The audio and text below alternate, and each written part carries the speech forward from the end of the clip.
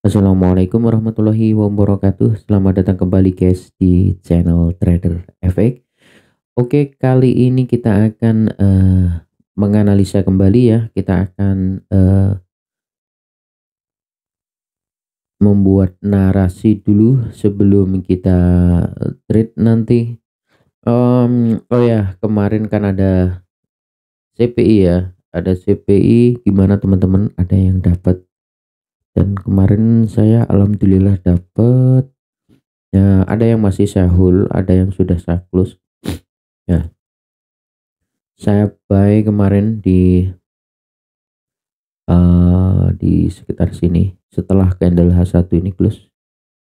Nah, ini saya target itu di, nah, nggak jauh sih, ya sini aja. Jadi nih di situ SL saya mampatkan ya 1/2 kayak gini. Nah, gitu. Oke, kita udah itu ya, kita analisa aja yang akan datang, yang nanti kita gimana. Jelas open posisi saya masih ada yang saya hold, sebagian separuh saya close. Oke. Saya buka dulu di time frame daily aja, di time frame daily. Oke, gini, di time frame daily itu kenapa kemarin setelah CPI saya ambil posisi buy ya, ini review aja ya, review. Pertama saya melihat kan di sini, oke, dia berpijak di sini. Di sini kan fair value gap. Oke, kemudian berpijak. Kemudian dia menciptakan high di sini, ya kan? Artinya high ini kemudian di break oleh shadow ini, ya kan?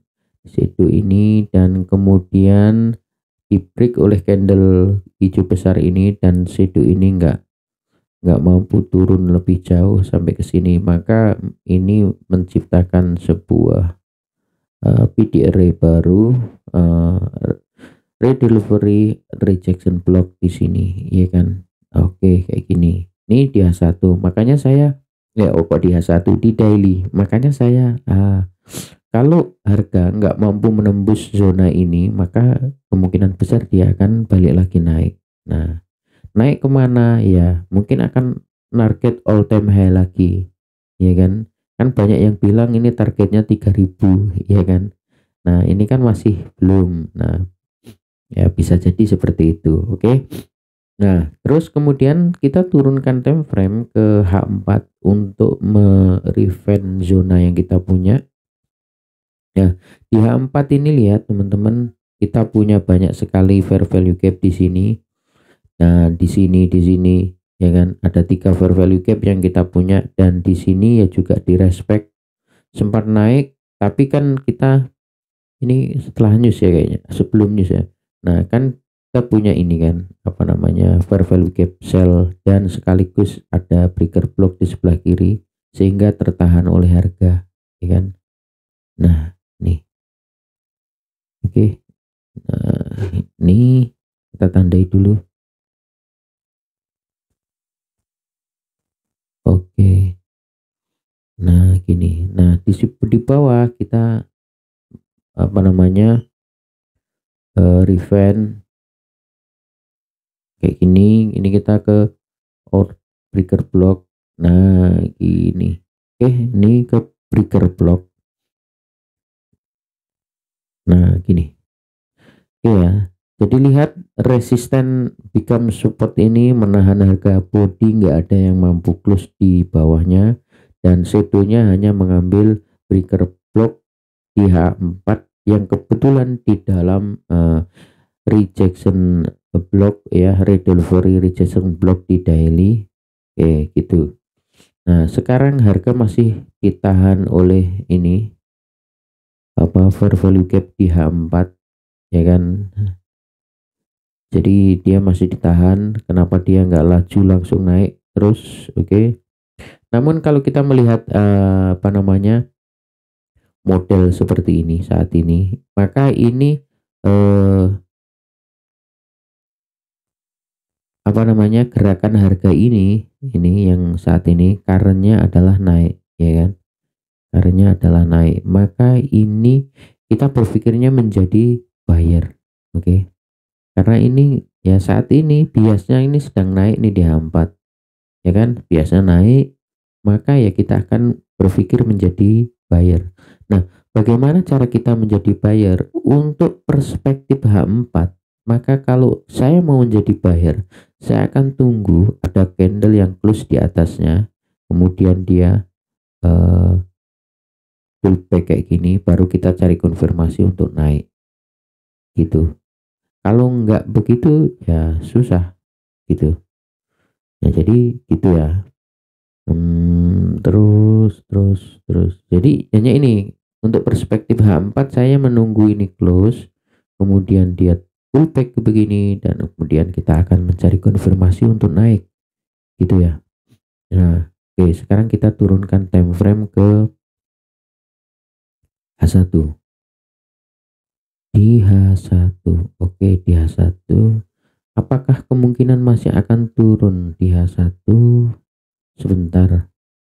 Setelah di sini, ya kan, mengambil liquidity di sini, nah, ngambil order di PD array, banyak liquidity disapu sudah.